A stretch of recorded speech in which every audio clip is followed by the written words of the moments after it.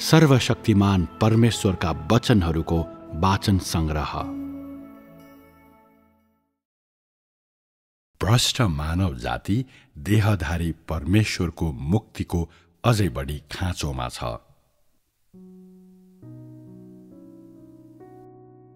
परमेश्वर देह बन्नुभयो किनभने उहाँको कामको पात्र शैतानको आत्मा वा कुनै पनि अमूर्त कुरा होइन, तर मानिस हो, जो देहको हो र जसलाई शैतानले भ्रष्ट तुल्याएको छ।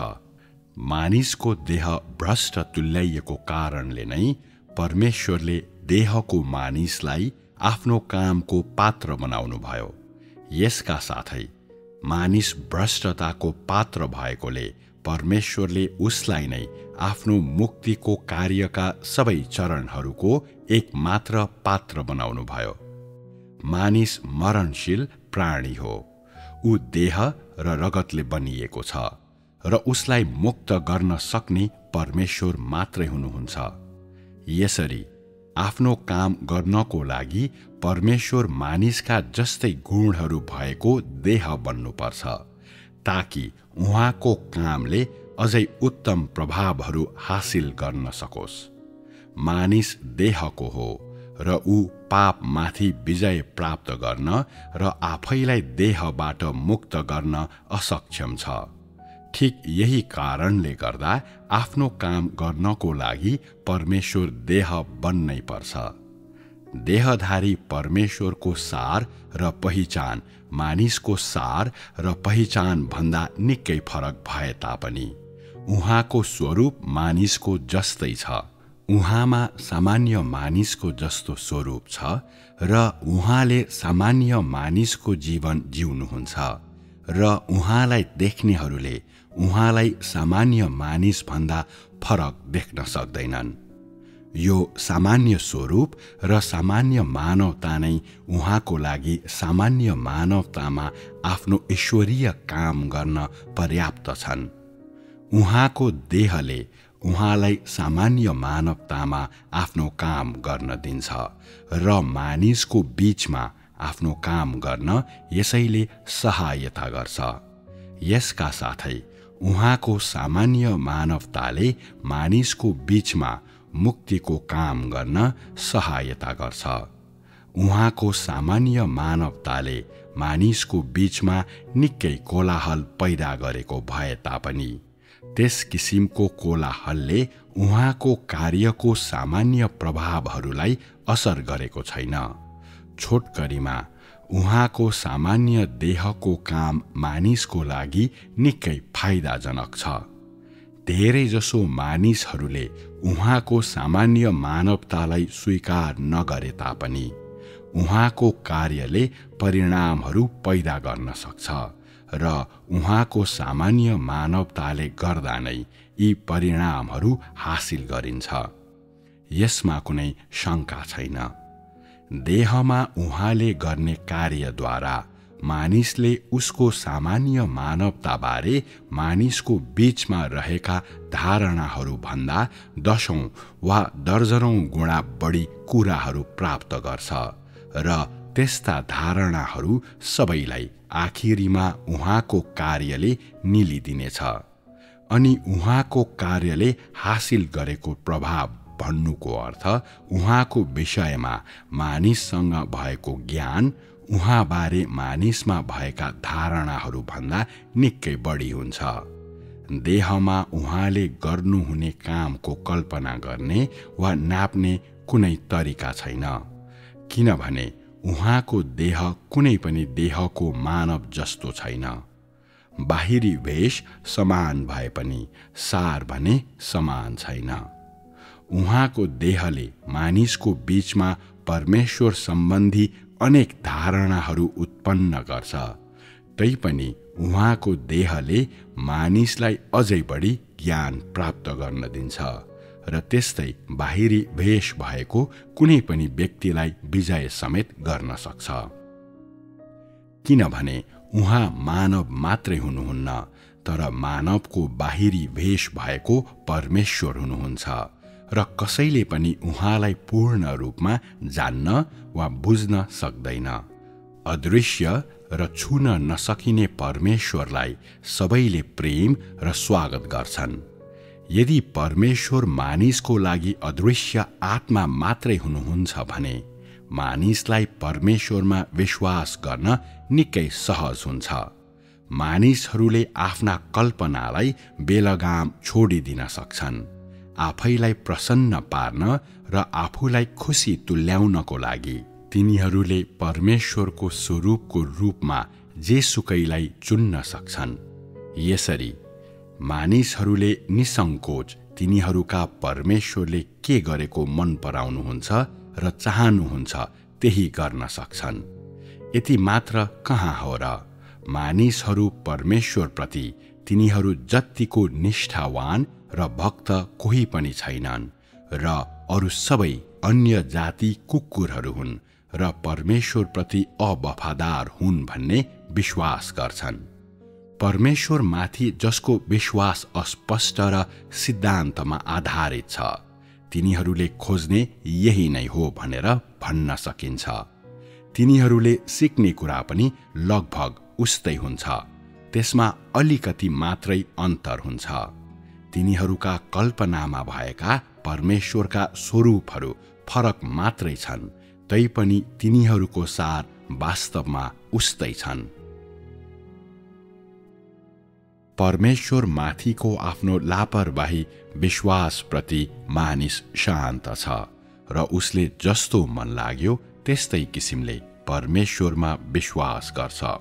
यो मानिसका अधिकार र स्वतन्त्रताहरू मध्ये एउटा हो जसलाई कसैले पनि हस्तक्षेप गर्नु हुँदैन, किनभने मानिसहरूले तिनीहरूका आफ्नै परमेश्वरमा विश्वास गर्छन्, अरू कसैको परमेश्वरमा होइन। यो तिनीहरूको निजी सम्पत्ति हो र लगभग हरेकसँग नै यस प्रकारको निजी सम्पत्ति हुन्छ। मानिसहरूले यो सम्पत्तिलाई बहुमूल्य खजानाको रूपमा लिन्छन्, तर परमेश्वरको लागि योभन्दा नीच वा बेकममा केही पनि छैन, किनभने मानिसको यो निजी सम्पत्ति जत्तिको परमेश्वरको विरोध जनाउने स्पष्ट सङ्केत अरू केही छैन।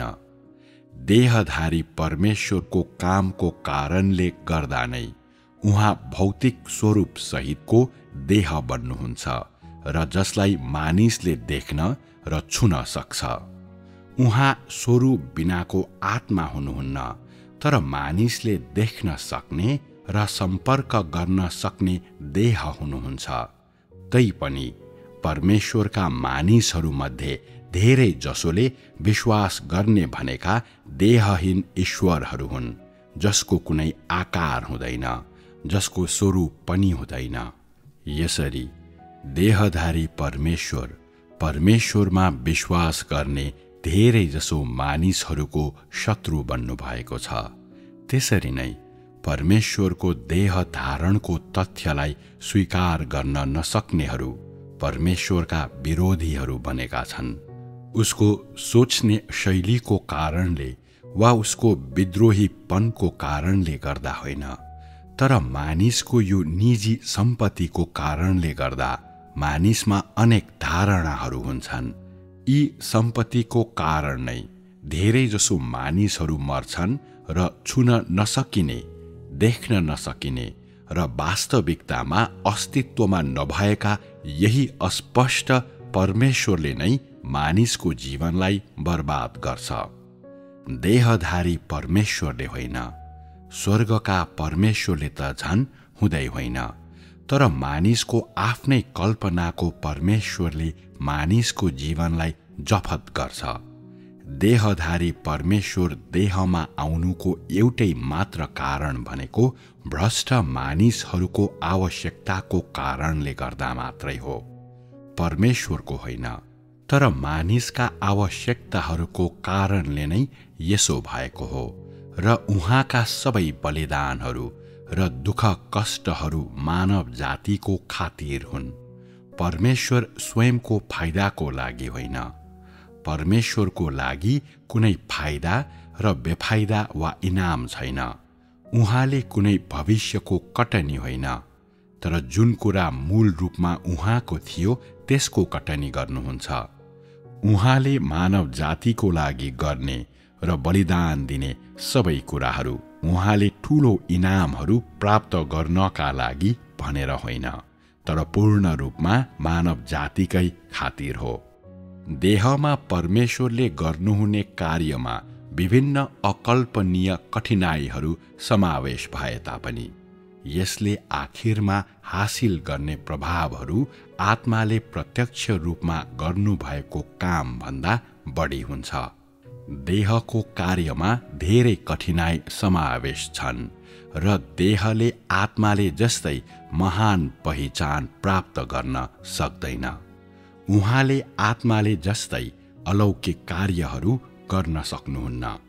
उहाँले आत्माको जस्तै अख्तियार पाउन सक्ने कुरा त परै जाओस्, तैपनि उहाँको साधारण देहले गर्ने कार्यको सार आत्माले प्रत्यक्ष रूपमा गर्ने काम भन्दा धेरै नै श्रेष्ठ हुन्छ र सारा मानव जातिका आवश्यकताहरूको उत्तर यही देह स्वयं नै हुनुहुन्छ।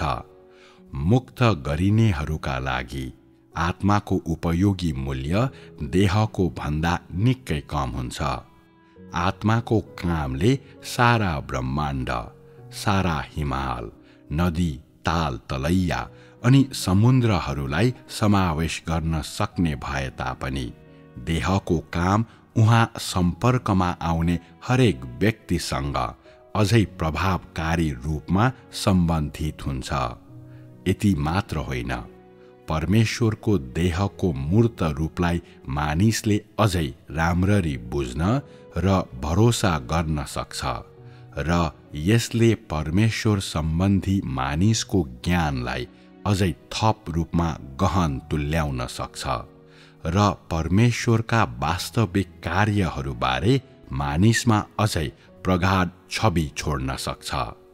आत्माको कामलाई रहस्यले ढाकेको हुन्छ।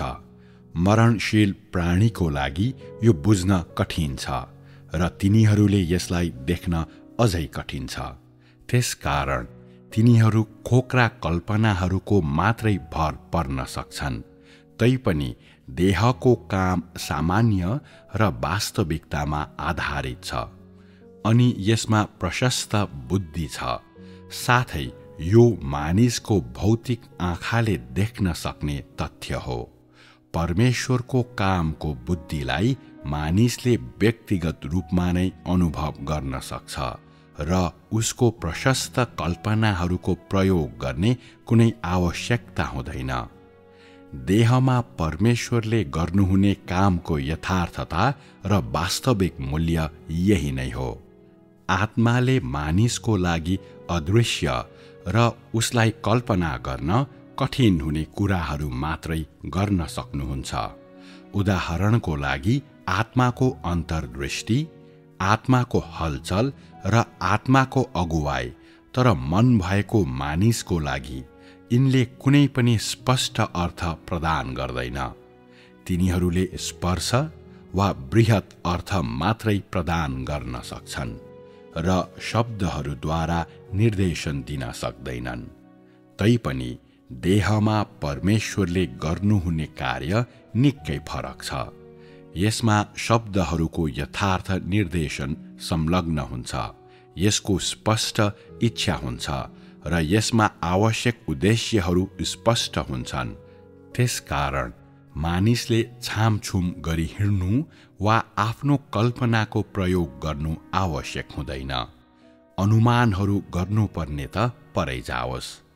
देहको कामको स्पष्टता यही हो र यो आत्माको काम भन्दा निकै फरक छ। सीमित क्षेत्रको लागि मात्रै आत्माको काम उपयुक्त हुन्छ र यसले देहको कामलाई प्रतिस्थापन गर्न सक्दैन। देहको कार्यले मानिसलाई आत्माको कार्यले भन्दा धेरै यथार्थ र आवश्यक लक्ष्यहरू र अझै वास्तविक बहुमूल्य ज्ञान दिन्छ। भ्रष्ट मानिसको लागि सबैभन्दा मूल्यवान काम भनेको त्यही हो जुन कामले सटीक शब्दहरू पछ्याउनको लागि स्पष्ट लक्ष्यहरू प्रदान गर्न सक्छ। जसलाई देख्न र छुन सकिन्छ। मानिसको स्वादको लागि वास्तविक काम र समयअनुसारको अगुवाई मात्रै उपयुक्त छन् र वास्तविक कार्यले मात्रै मानिसलाई उसको भ्रष्ट र पतित स्वभावबाट मुक्त गर्न सक्छ। यसलाई देहधारी परमेश्वरले मात्रै हासिल गर्न सक्नुहुन्छ। देहधारी परमेश्वरले मात्रै मानिसलाई उसको पहिलेको भ्रष्ट र पतित स्वभावबाट मुक्त गर्न सक्नुहुन्छ। आत्मा परमेश्वरको अन्तर्निहित सार भए तापनि यस प्रकारको कामलाई उहाँको देहले मात्र गर्न सक्नुहुन्छ। यदि आत्माले एक्लै काम गर्नुभयो भने उहाँको काम प्रभावकारी हुनु सम्भव हुने थिएन। यो स्पष्ट सत्यता हो। यो देहको कारण धेरै जसो मानिसहरू परमेश्वरका शत्रुहरू बनेका भए पनि जब उहाँले आफ्नो काम समाप्त गर्नुहुन्छ तब उहाँका विरुद्धमा हुनेहरू उहाँका शत्रुहरू बन्न छोडेका मात्र हुने छैनन्, तर यसको विपरीत तिनीहरू उहाँका साक्षीहरू बन्नेछन्। तिनीहरू उहाँले विजय गर्नुभएका गवाहीहरू, उहाँको लागि अनुकूल र उहाँबाट अलग गर्न नसकिने गवाहीहरू बन्नेछन्। उहाँले मानिसलाई मानिसको निम्ति देहमा उहाँको कार्यको महत्त्वलाई जान्ने तुल्याउनुहुन्छ र मानिसको अस्तित्वको लागि मानिसले उहाँको देहको महत्त्वलाई जान्नुपर्छ। मानिसको जीवनको वृद्धिको लागि उहाँको वास्तविक मूल्यलाई जान्नुपर्छ। यति मात्र होइन, यो देह जीवनको जीवित जग बन्नेछ जसबाट मानिस अलग हुन सक्दैन भन्ने पनि जान्नुपर्छ। परमेश्वरको देहधारी शरीर उहाँको पहिचान र स्थानसँग मिल्दै नमिल्ने र मानिसको लागि यो उहाँको वास्तविक स्थितिसँग अमेल देखिने भए तापनि परमेश्वरको साँचो स्वरूप वा उहाँको साँचो पहिचान नभएको यो देहले त्यो काम गर्न सक्नुहुन्छ जुन काम गर्न उहाँका आत्मा असमर्थ छ। परमेश्वरको देह धारणको साँचो महत्त्व र मूल्य यही हो र मानिसले कदर गर्न र स्वीकार गर्न नसक्ने भनेको यही महत्त्व र मूल्य नै हो। सबै मानव जातिले परमेश्वरका आत्मालाई आदरका साथ हेर्ने र परमेश्वरको देहलाई हेलाको साथ हेर्ने भए तापनि तिनीहरूले जसरी हेरे पनि वा विचार गरे पनि देहको वास्तविक महत्त्व र मूल्य आत्माको भन्दा बढी नै छ। अवश्य नै यो भ्रष्ट मानिसको लागि मात्रै हो। सत्यको खोजी गर्ने र परमेश्वरको प्रकटको लागि तृष्णा गर्ने हरेकको लागि आत्माको कामले स्पर्श वा प्रेरणा अनि अवर्णनीय र अकल्पनीय आश्चर्यको आभास अनि यो महान, श्रेष्ठ र प्रशंसनीय छ। तैपनि सबैको लागि यो प्राप्त गर्न र भेट्टाउन नसकिने छ भन्ने भाव मात्रै दिन्छ। मानिस र परमेश्वरका आत्माले एक अर्कालाई टाढाबाट मात्रै हेर्न सक्नुहुन्छ। मानौ उहाँहरूको बीचमा ठूलो दूरी छ र उहाँहरू कहिल्यै उस्तै बन्न सक्नुहुन्न। मानौ मानिस र परमेश्वरलाई अदृश्य पर्खालले अलग गरेको छ। वास्तवमा यो आत्माले मानिसलाई दिनुभएको एउटा भ्रम मात्रै हो, किनभने आत्मा र मानिस उस्तै प्रकारको हुनुहुन्न र उहाँहरू एउटै संसारमा सँगै अस्तित्वमा कहिल्यै रहन सक्नुहुन्न, किनभने आत्मामा मानिसको केही पनि छैन। त्यसकारण मानिसलाई आत्माको खाँचो छैन, किनभने मानिसलाई सबैभन्दा बढी आवश्यक पर्ने काम आत्माले प्रत्यक्ष रूपमा गर्न सक्नुहुन्न। देहको कामले मानिसलाई पछ्याउनको लागि वास्तविक उद्देश्यहरू, स्पष्ट शब्दहरू र उहाँ वास्तविक र सामान्य हुनुहुन्छ। उहाँ नम्र र सर्वसाधारण हुनुहुन्छ भन्ने आभास दिन्छ। मानिसले उहाँको डर मान्न सक्ने भए तापनि धेरै जसो मानिसहरूका लागि उहाँ सजिलै सम्बन्धित हुन सकिने हुनुहुन्छ। मानिसले उहाँको मुहारलाई हेर्न सक्छन् र उहाँको आवाजलाई सुन्न सक्छन् र उसले उहाँलाई टाढाबाट हेर्नु पर्दैन। यो देह मानिसको पहुँचमा हुनुहुन्छ, टाढा र बुझ्न नसकिने होइन, तर देख्न सकिने र छुन सकिने हुनुहुन्छ, किनभने यो देह मानिसकै संसारमा हुनुहुन्छ।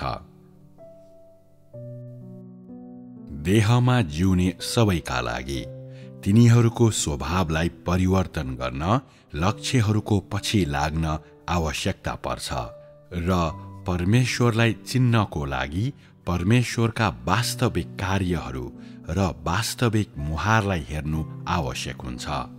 यी दुवै कुरा परमेश्वरको देहधारी शरीरले मात्रै हासिल गर्न सक्नुहुन्छ र यी दुवै कुरा सामान्य र वास्तविक देहले मात्रै पूरा गर्न सक्नुहुन्छ। यही कारणले देह धारण अत्यावश्यक छ र यसै कारणले सारा भ्रष्ट मानव जातिलाई यसको खाँचो छ। मानिसहरूले परमेश्वरलाई जान्नु आवश्यक भएकोले तिनीहरूका हृदयबाट अस्पष्ट र अलौकिक ईश्वरहरूका स्वरूपहरूलाई हटाइनै पर्छ अनि तिनीहरूले आफ्ना भ्रष्ट स्वभावलाई त्याग्नु आवश्यक भएकोले तिनीहरूले सुरुमा आफ्ना भ्रष्ट स्वभावलाई चिन्नै पर्छ। यदि मानिसले मानिसहरूका हृदयबाट अस्पष्ट ईश्वरहरूका स्वरूपहरूलाई हटाउने काम मात्रै गर्यो भने ऊ उचित प्रभाव हासिल गर्न असफल हुनेछ। मानिसहरूको हृदयमा भएको अस्पष्ट ईश्वरहरूका स्वरूपहरूलाई वचनहरूले मात्रै खुलासा गर्न, हटाउन वा पूर्ण रूपमा निकाल्न सक्दैन। यसो गर्ने क्रममा आखिरमा अझै मानिसहरूका हृदयबाट जरा गाडेर बसेका यी कुराहरूलाई हटाउन सम्भव हुने छैन। यी अस्पष्ट र अलौकिक कुराहरूलाई व्यवहारिक परमेश्वर र परमेश्वरको साँचो स्वरूपले प्रतिस्थापन गरेर अनि मानिसहरूलाई बिस्तारै ती चिनाएर मात्रै उचित प्रभाव हासिल गर्न सकिन्छ। विगतमा उसले खोजेको परमेश्वर अस्पष्ट र अलौकिक छ भन्ने कुरालाई मानिसले पहिचान गर्छ। यो प्रभाव हासिल गर्न सक्ने आत्माको प्रत्यक्ष नेतृत्व होइन, निश्चित व्यक्तिका शिक्षाहरूको त कुरै छाडौं, तर यो त देहधारी परमेश्वर नै हुनुहुन्छ। जब देहधारी परमेश्वरले आधिकारिक रूपमा आफ्नो काम गर्नुहुन्छ तब मानिसका धारणाहरूलाई नाङ्गेझार पारिन्छ, किनभने देहधारी परमेश्वरको सामान्यता र वास्तविकता नै मानिसको कल्पनामा भएको अस्पष्ट र अलौकिक ईश्वरलाई हटाउने प्रतिपक्ष हो। मानिसको मूल धारणाहरूलाई देहधारी परमेश्वरको विरुद्धमा तुलना गरियो भने मात्रै खुलासा गर्न सकिन्छ। देहधारी परमेश्वरसँगको तुलना बिना मानिसका धारणाहरूलाई खुलासा गर्न सकिँदैन। अर्को शब्दमा भन्दा प्रतिभारको रूपमा रहेको वास्तविकता बिना अस्पष्ट कुराहरूलाई प्रकट गर्न सकिँदैन। यो कार्य गर्नको लागि वचनहरूको प्रयोग गर्न सक्ने कोही छैन र वचनहरूको प्रयोग गरी यो स्पष्ट पार्न सक्ने कोही पनि छैन। परमेश्वर स्वयंले मात्रै उहाँको आफ्नो काम गर्न सक्नुहुन्छ र कसैले पनि उहाँको तर्फबाट यो काम गर्न सक्दैन। मानिसको भाषा जति नै सम्पन्न भए तापनि परमेश्वरको वास्तविकता र सामान्यतालाई स्पष्ट रूपमा व्यक्त गर्न ऊ सक्षम छैन। यदि परमेश्वरले व्यक्तिगत रूपमा मानिसको बीचमा काम गर्नुभयो र आफ्नो स्वरूप र आफ्नो अस्तित्वलाई पूर्ण रूपमा देखाउनुभयो भने मात्रै मानिसले अझै व्यवहारिक रूपमा परमेश्वरलाई चिन्न सक्छ र उहाँलाई अझै स्पष्ट रूपमा चिन्न सक्छ। यो प्रभावलाई देहका कुनै पनि मानिसले हासिल गर्न सक्दैन। अवश्य नै यो प्रभाव हासिल गर्न परमेश्वरका आत्मा असमर्थ हुनुहुन्छ। परमेश्वरले भ्रष्ट मानिसलाई शैतानको प्रभावबाट मुक्त गर्न सक्नुहुन्छ, तर यो काम परमेश्वरका आत्माले प्रत्यक्ष रूपमा पूरा गर्न सक्नुहुन्न। बरु यो परमेश्वरका आत्माले धारण गर्नुहुने देहले अर्थात् परमेश्वरको देहधारी शरीरले मात्रै पूरा गर्न सक्छ। यो देह मानिस हो र परमेश्वर पनि हुनुहुन्छ। यो सामान्य मानवता भएको मानिस अनि पूर्ण ईश्वरीयता भएको परमेश्वर पनि हुनुहुन्छ। त्यसकारण यो देह परमेश्वरका आत्मा हुनुहुन्न र आत्माभन्दा निकै फरक हुनुहुन्छ।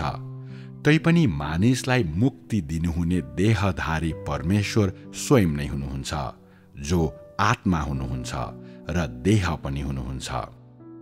उहाँलाई जसरी कहलाइए तापनि आखिरमा मानव जातिलाई मुक्ति दिनुहुने परमेश्वर स्वयं नै हुनुहुन्छ। परमेश्वरका आत्मा देहबाट अविभाज्य छ र देहको काम परमेश्वरका आत्माको काम पनि हो। यति मात्रै हो कि यो काम आत्माको पहिचान प्रयोग गरेर गरिँदैन, तर देहको पहिचान प्रयोग गरेर गरिन्छ। आत्माले प्रत्यक्ष रूपमा गर्नुपर्ने कामको लागि देह धारणको आवश्यकता पर्दैन र देहले गर्नुपर्ने कामलाई आत्माले प्रत्यक्ष रूपमा गर्न सक्नुहुन्न र देहधारी परमेश्वरले मात्रै यो गर्न सक्नुहुन्छ।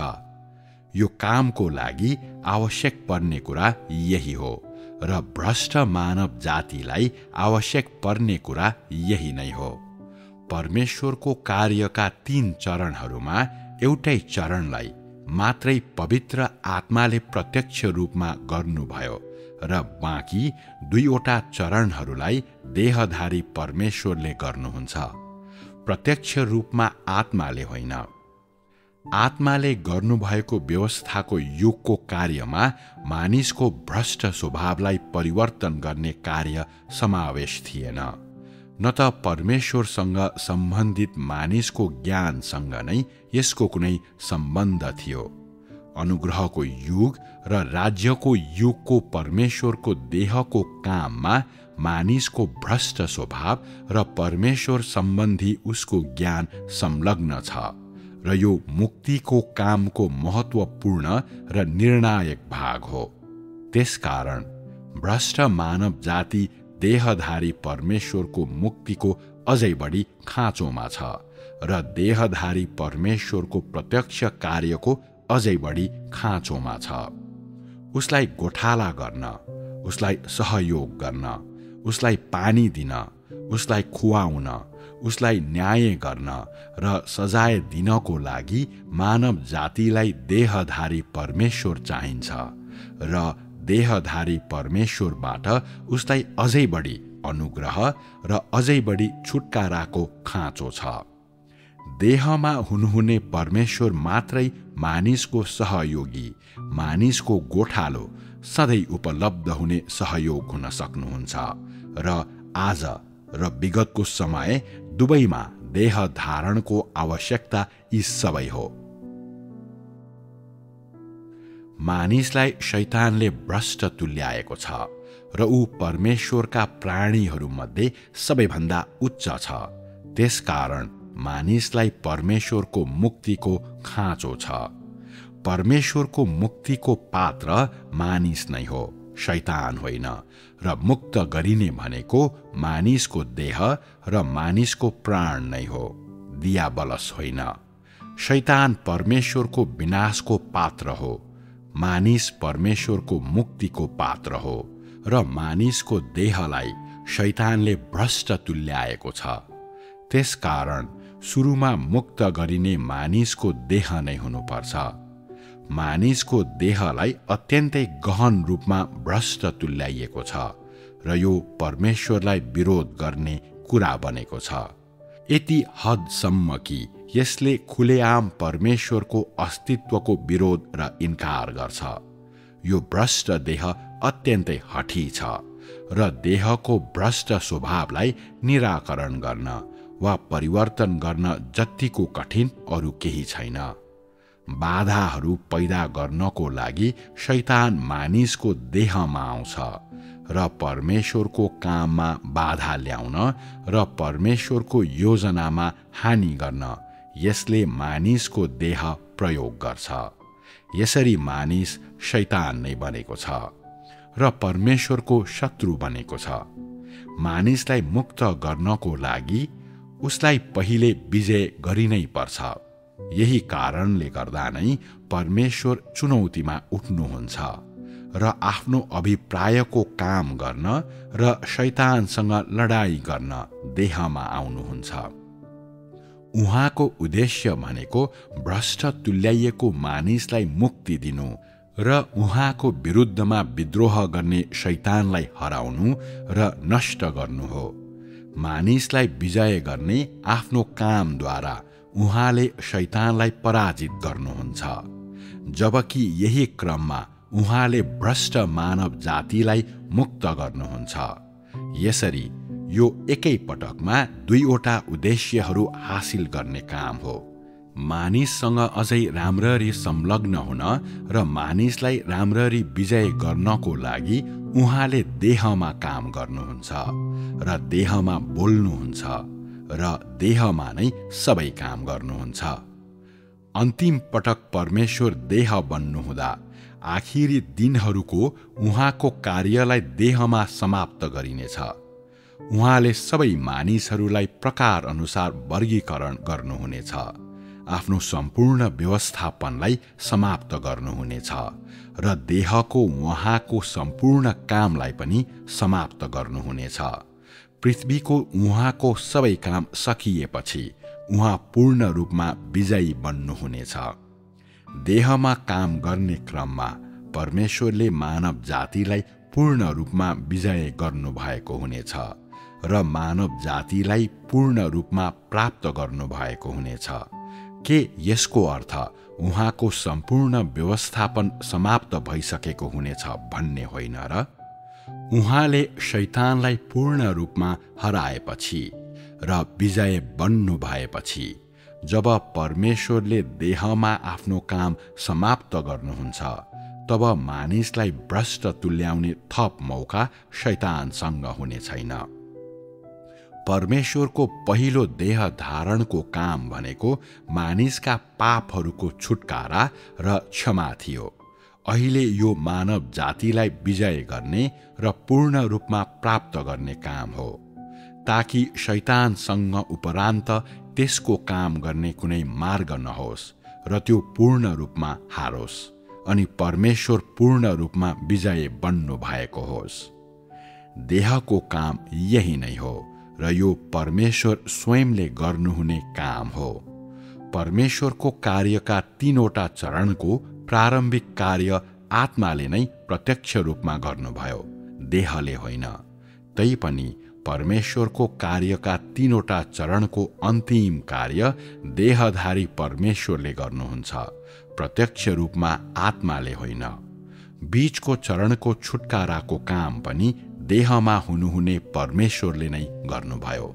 सम्पूर्ण व्यवस्थापन कार्यभरि सबैभन्दा महत्त्वपूर्ण काम भनेको मानिसलाई शैतानको प्रभावबाट मुक्त गर्नु हो। मुख्य काम भनेको भ्रष्ट मानिसलाई पूर्ण रूपमा विजय गर्नु। यसरी विजय गरिएको मानिसको हृदयमा परमेश्वर प्रतिको मूल भक्तिलाई पुनर्स्थापित गर्नु र मानिसलाई सामान्य जीवन अर्थात् परमेश्वरको सृष्टिको सामान्य जीवन हासिल गर्न दिनु हो।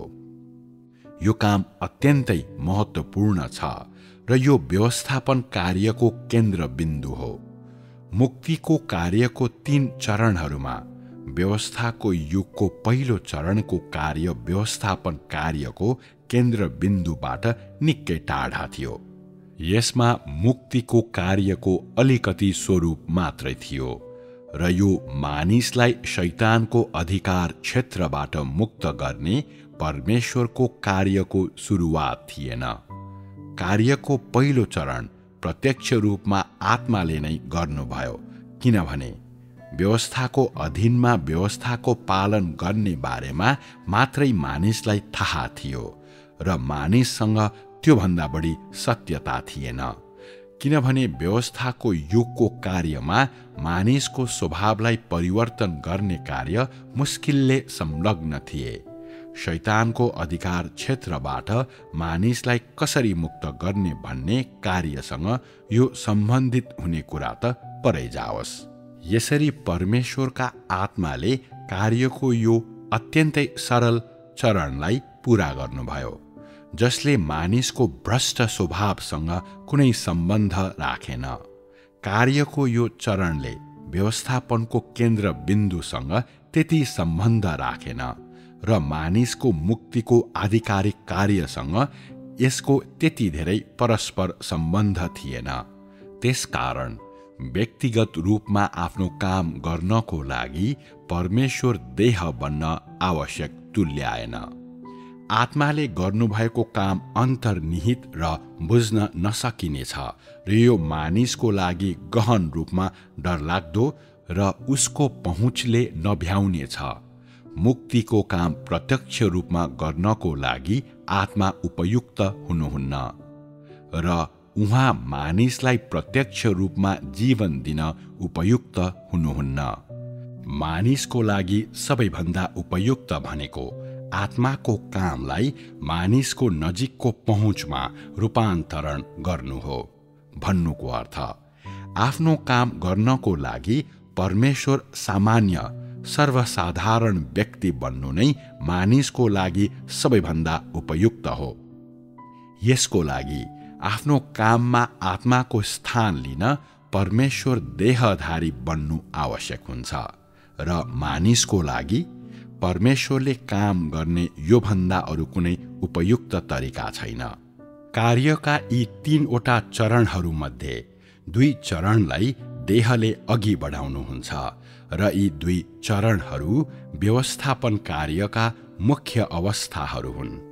2 देह धारणहरू पारस्परिक रूपमा परिपूरक छन् र तिनीहरूले एक अर्कालाई सिद्ध रूपमा परिपूर्ण गर्छन्।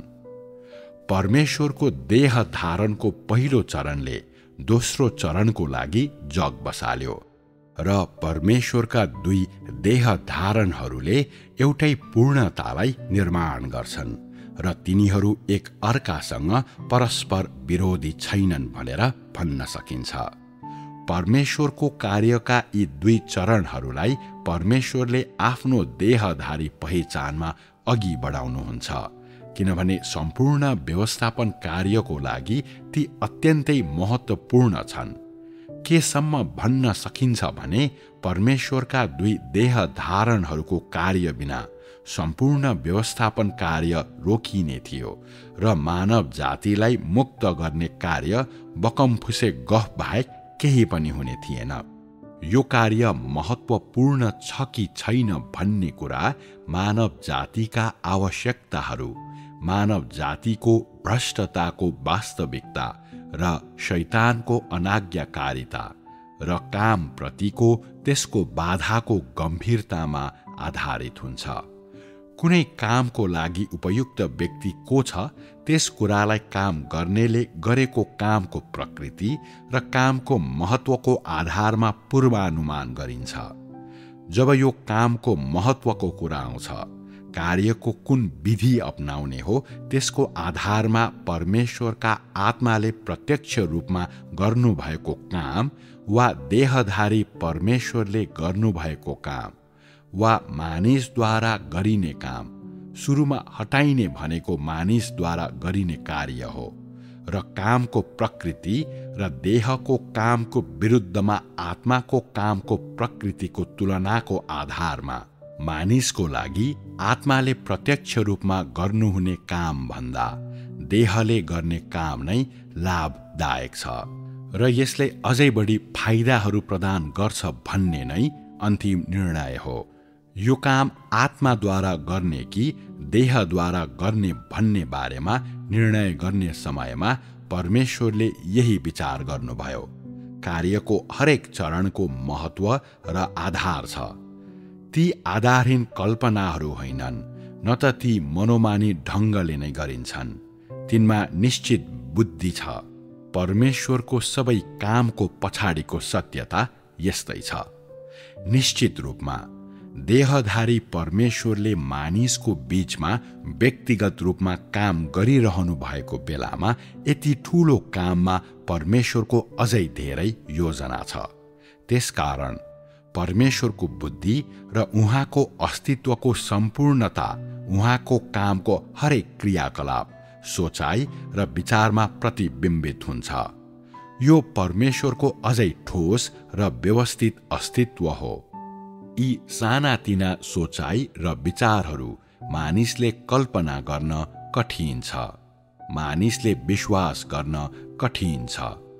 यसको साथै मानिसले जान्न कठिन छ। मानिसले गर्ने काम आधारभूत सिद्धान्तको आधारमा गरिन्छ, जुन मानिसको लागि अत्यन्तै सन्तोषजनक हुन्छ।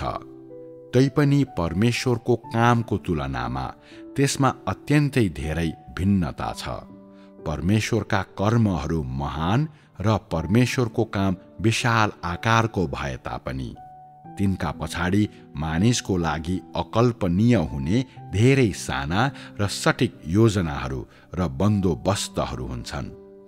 उहाँको कार्यको हरेक चरण सिद्धान्तको आधारमा गरिने मात्रै होइन, तर हरेक चरणमा त्यस्ता धेरै कुराहरू समावेश हुन्छन् जसलाई मानव भाषाले व्यक्त गर्न सक्दैन, र यी कुराहरू मानिसको लागि अदृश्य छन्। चाहे यो आत्माको काम होस् या देहधारी परमेश्वरको काम होस्, हरेकमा उहाँको कामका योजनाहरू समावेश हुन्छन्। उहाँले आधारहीन रूपमा काम गर्नुहुन्न र उहाँले निरर्थक काम गर्नुहुन्न। जब आत्माले प्रत्यक्ष रूपमा काम गर्नुहुन्छ, यो उहाँको लक्ष्यहरू सहित नै हुन्छ, र जब उहाँ आफ्नो काम गर्नको लागि मानिस बन्नुहुन्छ, यो अझै बढी उहाँको लक्ष्यहरू सहित हुन्छ। अन्यथा उहाँले किन आफ्नो पहिचानलाई सहजै परिवर्तन गर्नुहुन्थ्यो? अन्यथा उहाँ किन सहजै नीच र सताइएको ठानिने व्यक्ति बन्नुहुन्थ्यो?